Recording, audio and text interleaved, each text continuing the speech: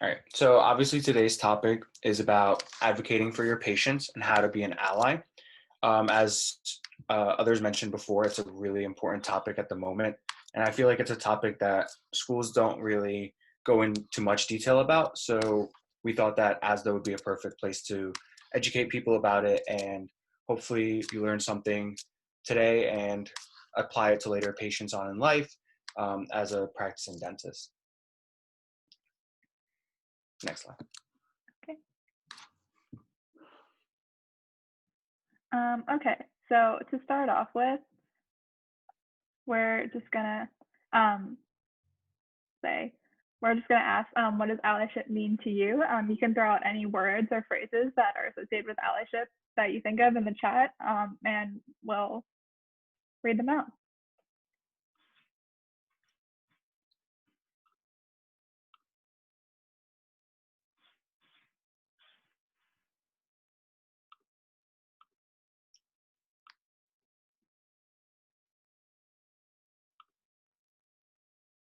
Okay, so we have respect and support. Those are some great ones. We also have building relationships, be aware of your own biases, listening, being an active ally instead of being a performative one. Yep. Okay, so those are all really great ideas, and they're all encompassed in the definition of allyship. Um, so Fabi's going to go into the actual definition of allyship. So yeah, your answers were all great. So allyship, the actual definition as defined by Forbes magazine, is it's a lifelong process of building relationships based on trust, consistency, and accountability with marginalized individuals and their groups of people. So the big thing here is the trust, consistency, and accountability. We'll go into detail of how you can do that.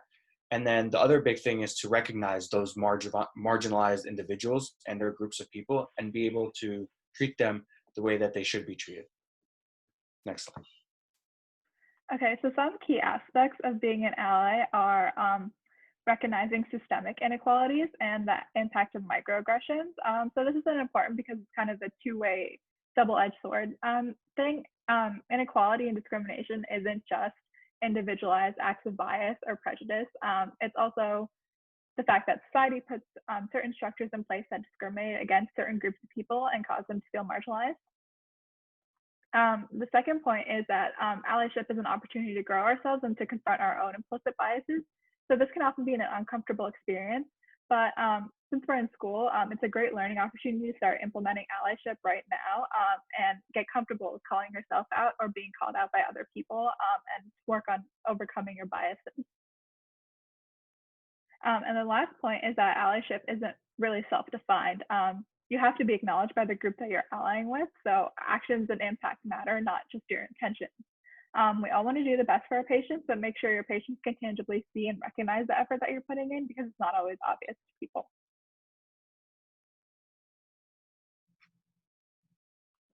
Yeah. So the main thing here is to remember that patients are people. They're not cases, they're not procedures, and they're definitely not grades. So we're in a profession to help others, and we can't do that if we don't align ourselves with them. The most important thing you can ever do is to just listen to your patient and consider everything from their point of view. Using this patient-centered approach helps build your patient's trust and gives them power and agency in a situation where they might feel like they don't really have any because they're underneath you in a chair. Listening to patients and truly emphasizing with their situation will also help you grow as a clinician. You'll be able to come up with better treatment plans for them and have a better chance of avoiding adverse outcomes the more that you know about your patient and you don't look at them as just a grade or a procedure. Next slide. So a helpful framework to kind of look at this is called the coin model. So basically what it is that you kind of look at privilege, inequality, and societal structures of the coin. So a coin has a heads and tails face. So the middle of the coin is a system of inequality that people can be marginalized by, but it's important to recognize that this system is something that they can't change about themselves. Say something like race or ability or sexual orientation and gender identity.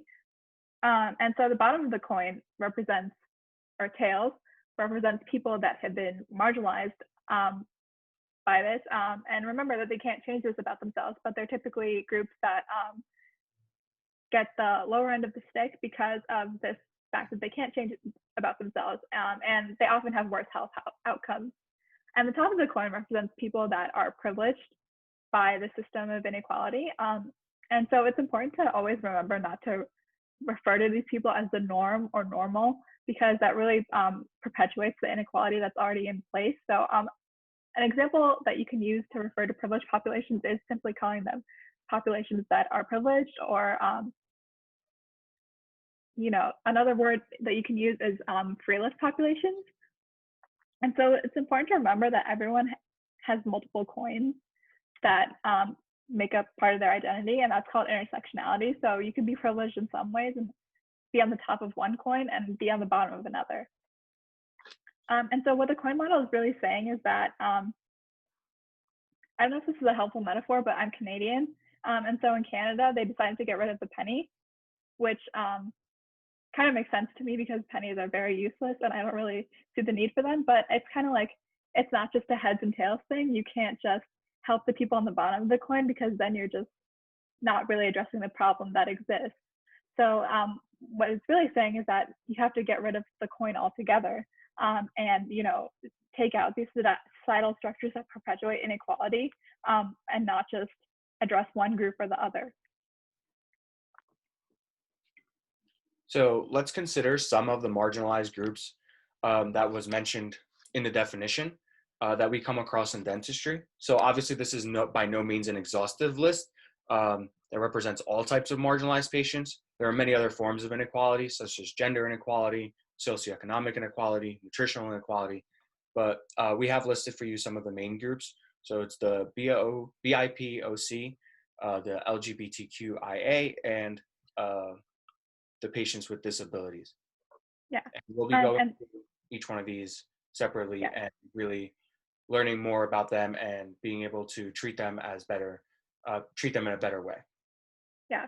And so, yeah, for the definite, just to reiterate, if you don't know what the acronym stand for, BIPOC is Black and Indigenous People of Color.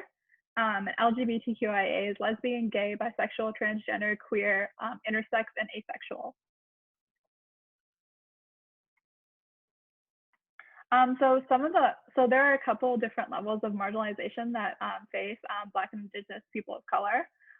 So the first one we can think of, it's kind of pretty obvious, it's bias from clinicians. So a lot of times when we think about bias, we kind of think about explicit bias or explicit acts of discrimination and prejudice, such as using like a racial slur, or refusing to treat someone because of the color of their skin. But there's also such a thing as implicit bias, and that can actually be a lot more dangerous, because certain microaggressions can really lead to adverse health outcomes. One example is that in a study, they demonstrated that certain providers were using lower levels of analgesia and anesthesia on Black and brown patients, simply because they had skewed perceptions of pain tolerance and thought that they could tolerate more pain. And that's not really something we want to do. We want to get all our patients really comfortable and numb when they're sitting in the chair, to the same level, because if they're uncomfortable during the procedure, that is awful for them, because they feel hurt and they feel like they weren't listened to, and also that lessens the provider-patient relationship that we have with them. Another example of marginalization is structural and institutional racism. So, what does the leadership look like at your school? So a lot of our institutions are in large cities, and we have access to a really diverse patient population. So it's important to recognize that a lot of the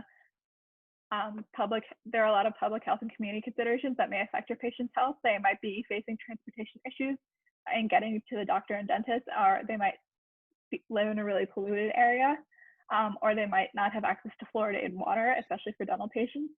So it's not just simply their race or their individual actions. Sometimes it's the community that we live in, which is something that we as a society contribute to, that can really affect their patient's health. And so the last thing we want to talk about is race-centered disparities in healthcare outcomes. So a lot of times when we learn about, different health problems that are affecting groups of people, we kind of tend to put people in a box and say, African American patients have higher rates of obesity and diabetes. And that's not really a good thing to do, because putting patients in a box really doesn't help you as a clinician. So racial categories have been proven not to be really useful. It's really important to recognize that if you're using these patterns, they're really descriptive and not attributory. So don't attribute patterns that you see in certain racial and ethnic groups to all of your patients, because that's not true. And that can actually lead you to make worse clinical decisions, because you don't actually get to know your patient for who they are, and you're just treating them as part of a group or a pattern.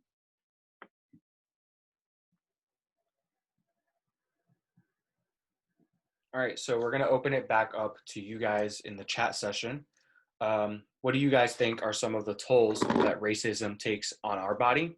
So you can take this as a personal kind of question, or you can attribute it to someone else that you might know, or a situation that you've been in. We just want to hear what you guys have to say about this question.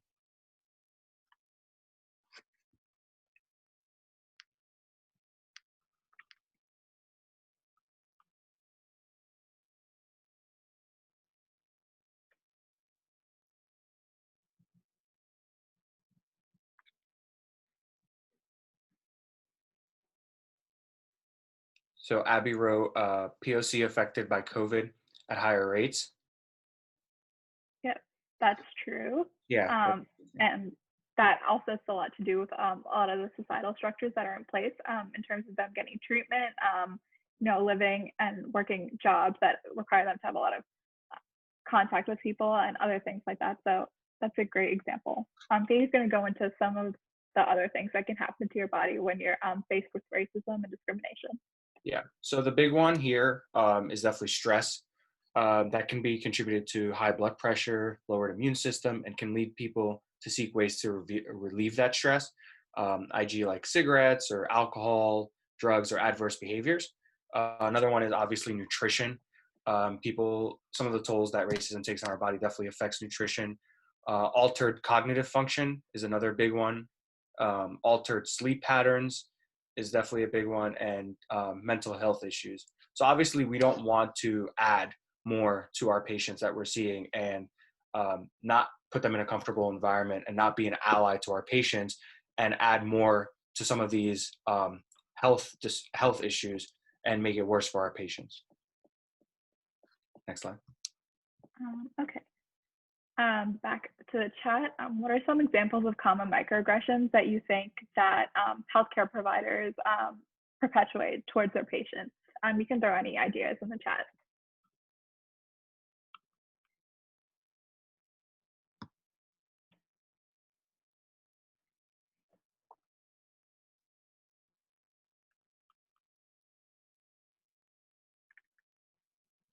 Not pronouncing names correctly, that's a huge one. Assumptions about what treatment a patient can afford, that's also a great one.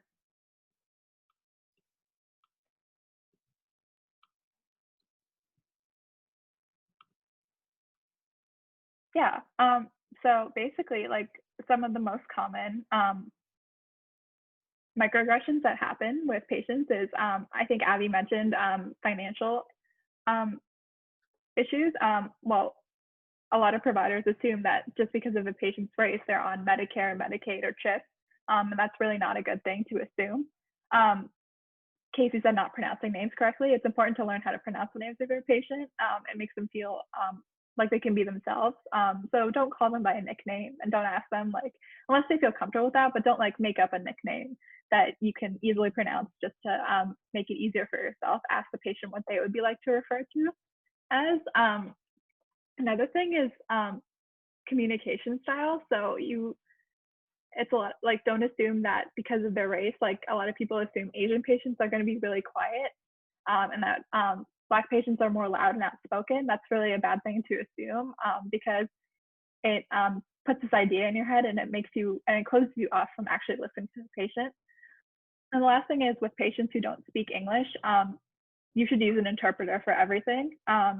But when you're speaking to the patient, speak directly to the patient, and the interpreter will translate for you, for the patient. You have to speak to the interpreter and interpreter and look at the interpreter, because that makes your patient feel like they're being neglected. So always maintain direct eye contact and direct your body language towards the patient when you're speaking to them, even if they don't speak English and you have to use an interpreter.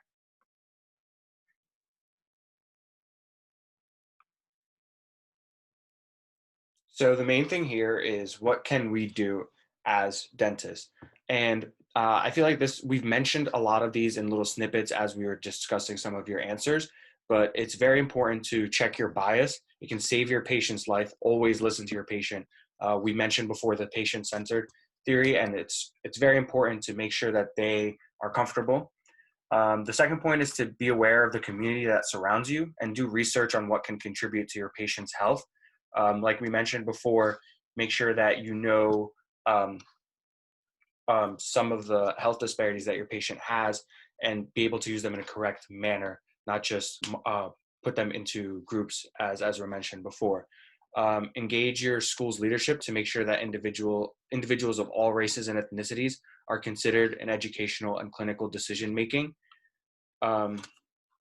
processes.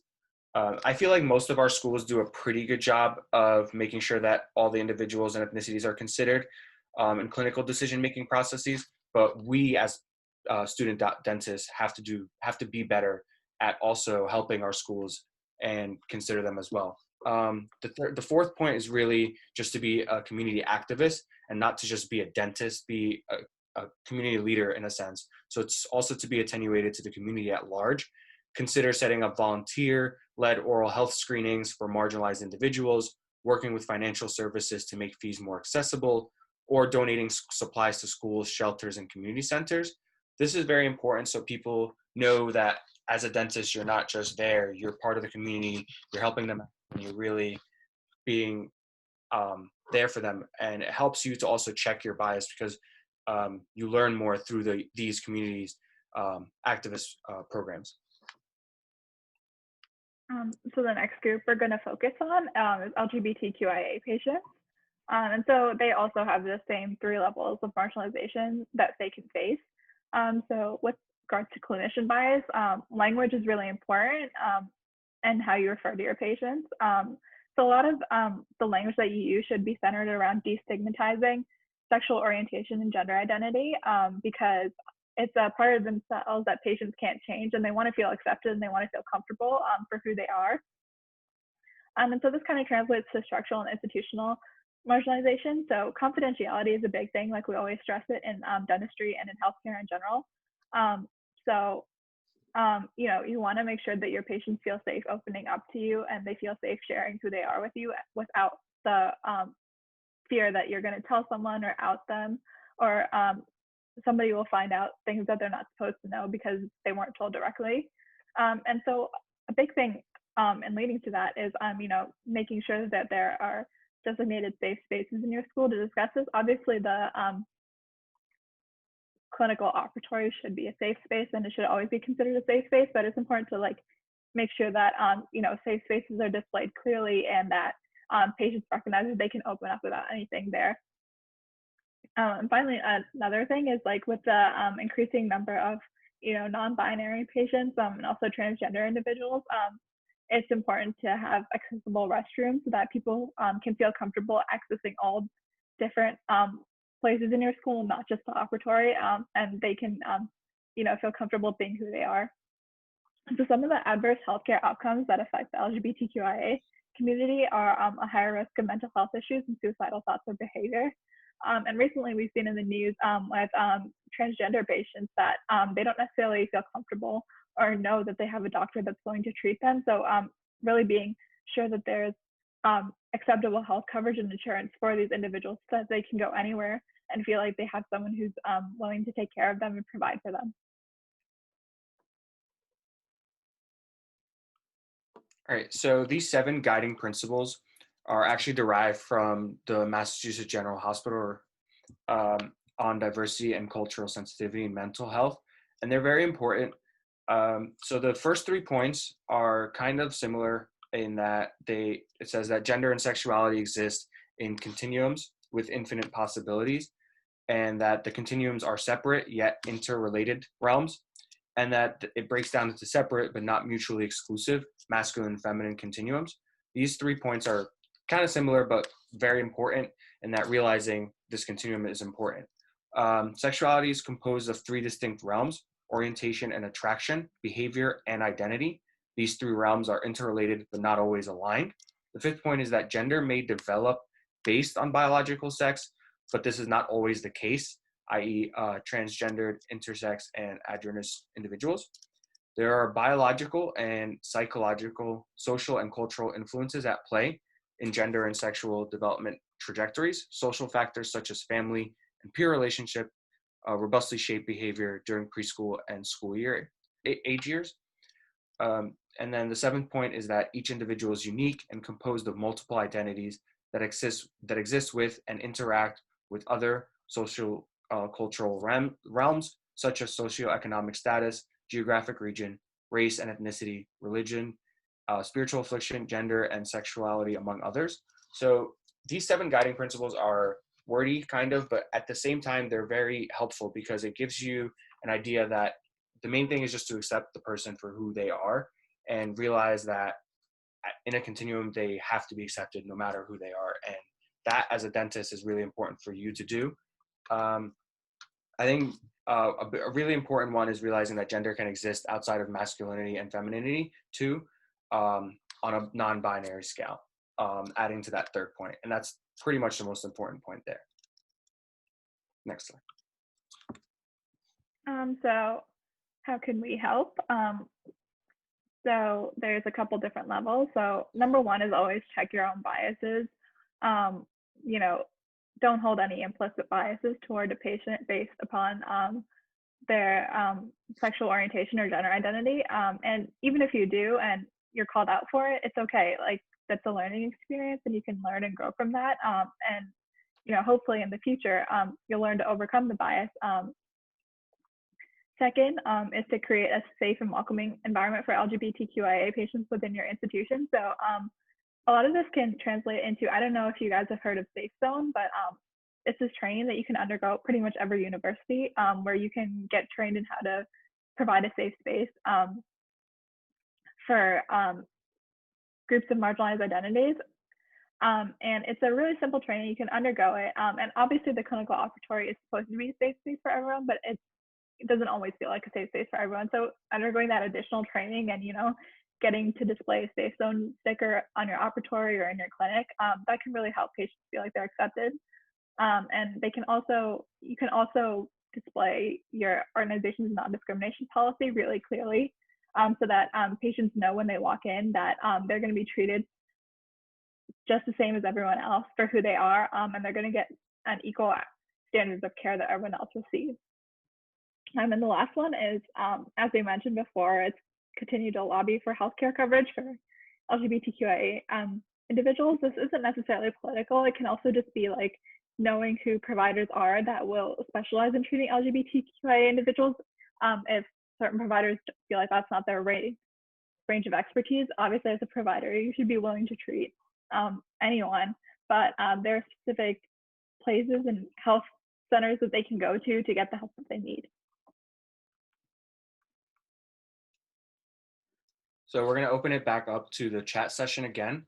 And we want to hear some of your thoughts about what are some examples of inclusive language you can use to make LGBTQIA patients more comfortable.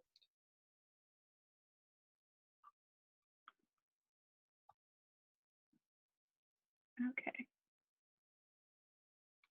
So Allison K said sharing pronouns. That's a very good point. We'll get into a little bit more detail on how to get someone to share their pronouns with you without being harsh in a way. So yeah, that's a great point that we will discuss further, definitely. Make note of their preferred pronoun in their chart. So for the future, everyone knows how to be respectful. Christina said that. That's, yeah, again, kind of the same point as Allison in that it's very, very, very important to take note of their preferred pronoun. And it's very important that way. And make sure that their preferred name is noted as well. That's very important. Definitely, Casey. Okay. Right. So some examples of inclusive language that you can incorporate.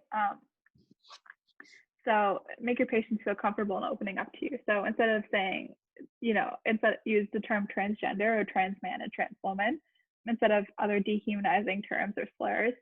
Um, don't say what's your real name. Say what's the name you would like me to use for legal or insurance purposes. So it doesn't make the patient feel othered in a sense of their identity. It makes them feel like who they are at the current moment is really who they are and not their past self or their future self. What pronoun would you like me to use? It's really as simple as that, just asking them for their pronouns. And also, if you feel comfortable, share your own pronouns so that they can feel comfortable opening up about theirs. Use LGBT and not homosexual. Sexual orientation, because again, it's not really a choice. It's not something that somebody can change about themselves. Don't use sexual preference or lifestyle choice. And obviously intersex instead of hermaphrodite.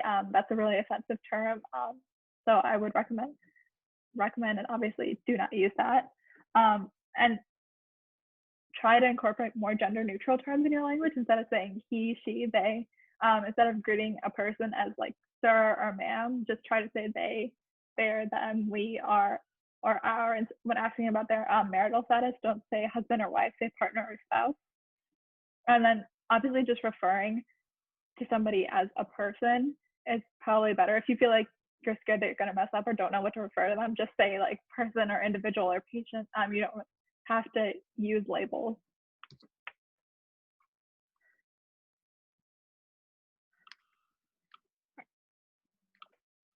So our last group finally is to talk about patients with disabilities and special needs. So the clinical bias for these patients are barriers in communicating patient needs. Sometimes we feel like communication is hindered, and we really have to do our best to overcome that and do what's best for our patient and make sure that everything we're telling them is communicated in an effective way for them as well. The second clinician bias is medical versus social model of disability. Uh, this is very important as well. And you, having that medical background is very important, and realizing that that is how you have to treat your patient, not in a social model of the disability. You have to treat them in a medical. Sadie, Yeah. Sorry, just to correct. You don't want to use the medical model. You want to use the social model. I'll talk about that later. But yeah. Sorry, that's like obviously you're in medicine and you're the clinician, but you don't want to treat a patient with a disability with a medical model. I'll talk more about that later, but you can just go on. Yeah. Sorry. Yeah. Sorry about that. And then Okay. structural and institutionalism, racism. So education, employment, ADA, physical barriers, sensory barriers, and adequate. And then the adverse health outcomes such as obesity, sedentary lifestyle, comorbidity, or lack of support and mental health. Just being aware of these adverse health outcomes and knowing how you can treatment plan in a better and more effective way is definitely something that we'll get into more in the next slide, actually. Yeah. And if you guys didn't know, the ADA stands with the Americans for Disabilities Act, just as a clarification. So in regards to the medical versus social model of disability, this is something that I learned in undergrad and I'm actually really interested in. So the medical model of disability views disability as a problem that belongs to a person. So if you are blind or have vision impairment, that's viewed as a problem. And the medical model often seeks to cure or, aid your impairment. So they might recommend you a drug to help treat for blindness, or they might do eye surgery. And that's kind of the medical model. But the social model views society as limiting people with disabilities by not meeting their everyday needs. So say if you did have a person with vision impairment, instead of saying that's a problem that you need to take care of, it's kind of saying like, here, we'll provide more auditory or sensory cues so that you don't need to rely on your sight to get around. And some of the best practices that you can use for interacting with patients with disabilities include using person-first language. So instead of saying a blind person, say a person with blindness or with vision impairment. speaking directly to the patient, even if they can't see you or hear you or they can't talk back to you, don't look away or don't like fidget and don't break eye contact, and really direct your body language towards them. Um, don't invade their personal space. If a patient is in a wheelchair or they're using crutches, that is their personal space, so you can't come up close to them to talk to them. Don't baby patients with disabilities, especially if they're adults. They can take care of themselves. Even if they need a caretaker or an aide to help them, they're fully capable of advocating for themselves. And don't offer assistance without asking first. So it can be really something as simple as if you have a patient with vision impairment, you can tap them lightly on the arm and say, "Would you like me to hold open that door for you?" instead of just rushing to hold open the door for them. And just remember that not all disabilities are visible.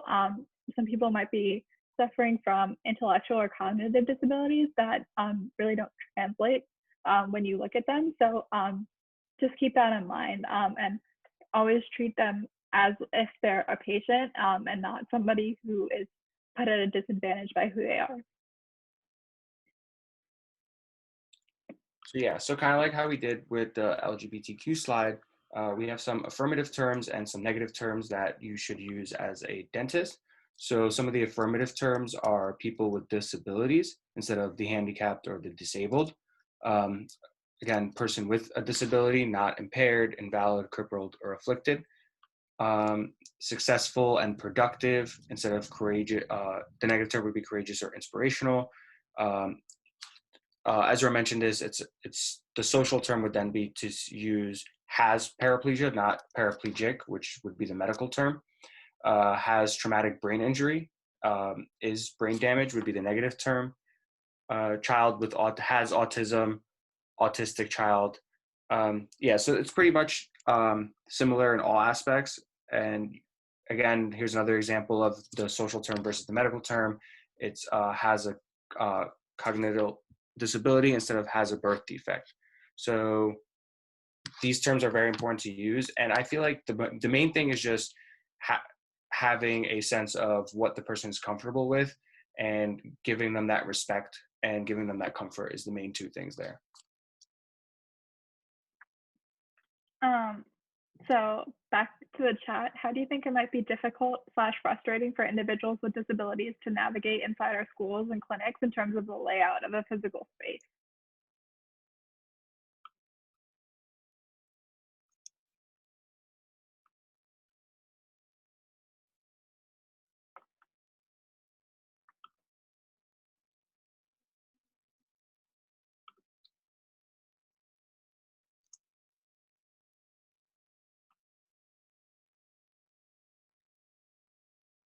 Okay. So yeah, Katie said have to use alternative / indirect routes to find doorways wide enough for wheelchairs. Yep, that's a huge one. Any other ideas? We're going to talk about this in the next slide, so it's okay if you don't know yet.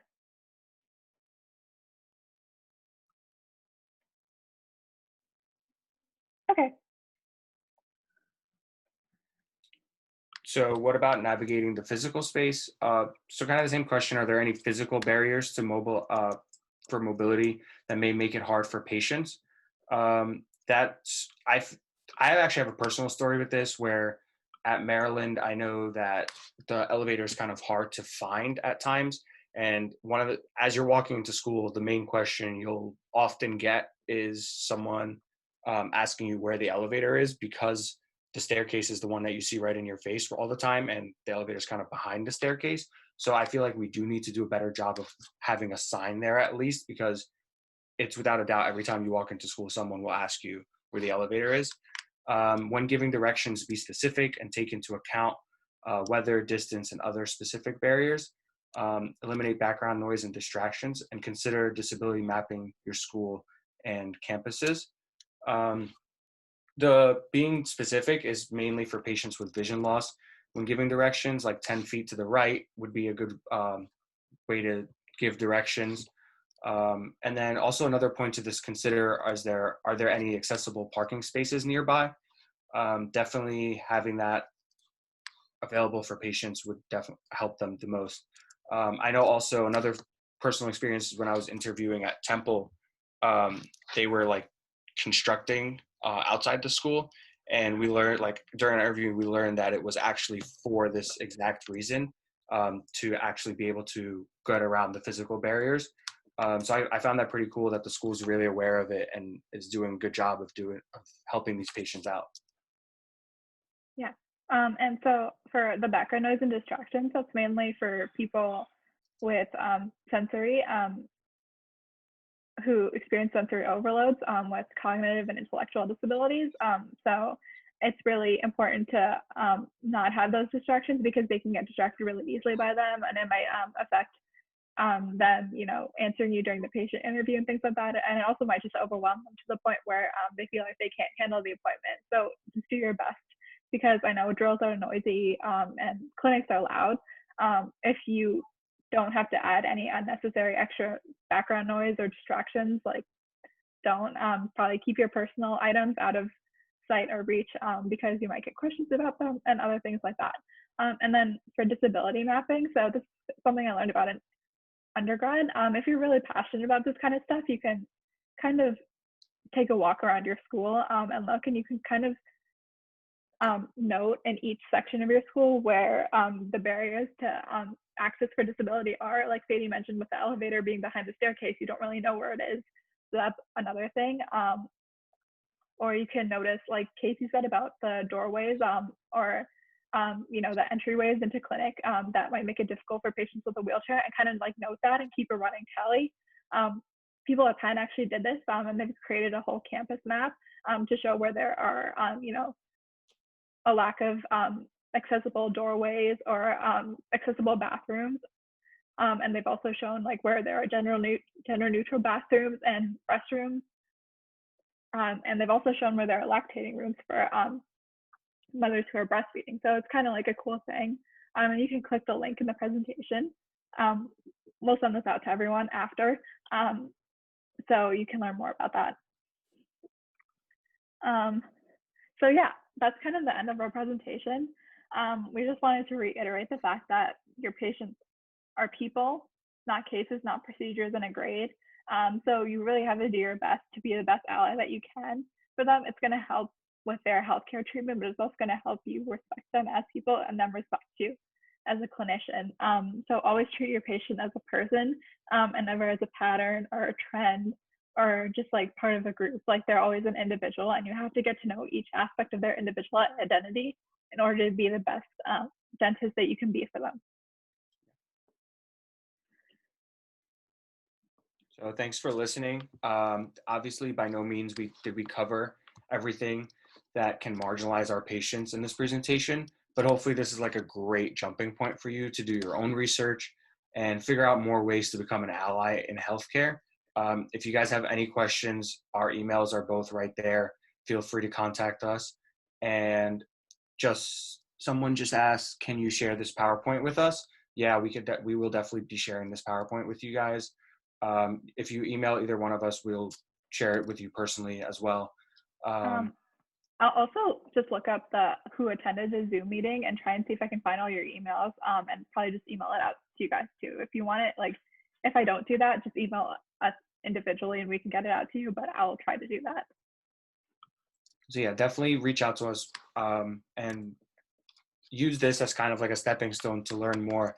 I'm always learning more, and Ezra's always learning more about this topic. And the best thing we can do is just learn more to be better dentists and realize that taking care of our patients is the most important thing.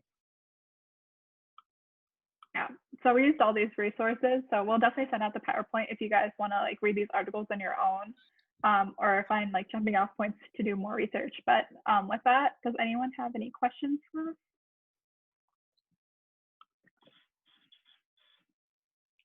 I think we can also share the link in the chat if you want to do that, Ezra. Oh yeah. Yeah. Just so, like, yeah. Yeah, I'll do it. Okay. Yeah, so I just shared the link in the chat. You could it's a Google Doc. Just feel free to go in there and yeah, no problem, Chris. Okay.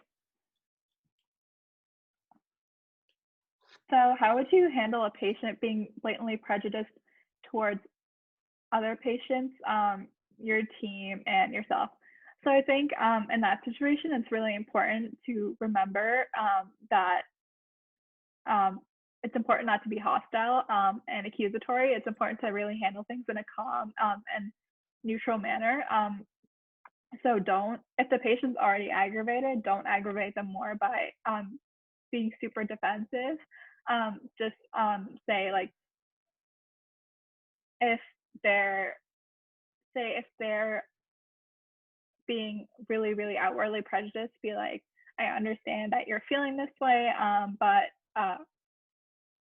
at this school, we try and assign patients to the providers that are best suited for them. And we all receive training to be the best kind of providers that we can be. So just like emphasize that like you are qualified to treat anyone, and that you that this patient shouldn't really be like, but don't like accuse them of being mean or anything. Just say like, we're qualified to treat everyone here, and I hope that like I can do the best for you, kind of thing. But also if they're being really, really blatantly discriminatory, I think outside the time of the appointment, or just take a step back from the appointment and kind of notify your group leader or supervisor, and say that this is happening to me. A lot of times they will come and try and see the patient and reason with the patients, and schools really do have a zero tolerance kind of policy for this. I know at my school, I go to Penn, and so they will let patients go who blatantly discriminate against providers. So always notifying your supervisor and your higher ups is a good thing, and they can kind of take care of it, the situation as it is right now. But then they can also launch a formal like investigation into it and like deal with it more like in an authoritative way. Does anyone else have any questions?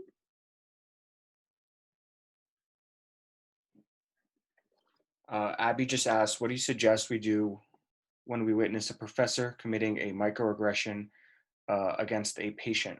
So that's a very interesting question, and it's a very good question to ask, actually.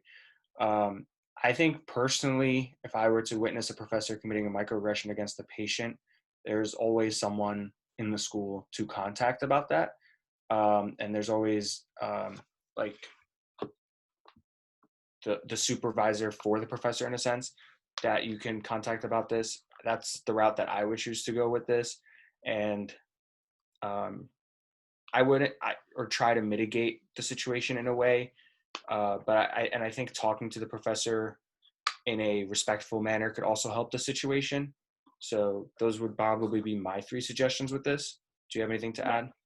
I think I think personally what I would do is I would, like, I don't know. I feel like if you feel comfortable calling, it's always a choice of comfort, right? And it's a learning experience for everyone. Some people feel more comfortable calling out people right where they stand, and some people don't. So if you feel comfortable calling out the professor, then that's okay. But I also think it's really important to always remember that if the professor is committing a microaggression towards a patient, that the patient is always the one that's suffering. So you should never escalate the situation to make it about like you calling out someone and make the professor the center of the attention. I think it's really important to use affirmative statements such as, I'm really sorry about that. I can see that that made you really uncomfortable.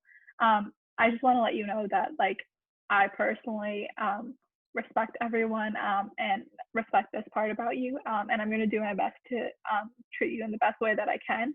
So just always reassuring the patient that they're the focus and that they're the center of attention, and not making it about the person that committed the microaggression. I also think, like Sadie said, outside of the appointment, you can step back and report this to a supervisor or higher up. And also potentially if you didn't feel comfortable confronting the professor right there and then, you could confront them on the side and try and educate them about why that was wrong. Does anyone have any other questions? These are some great questions, and we love discussing them. So if you guys have anything, just put it in the chat. And if anyone in the chat also has suggestions for Abby, feel free to share them as well.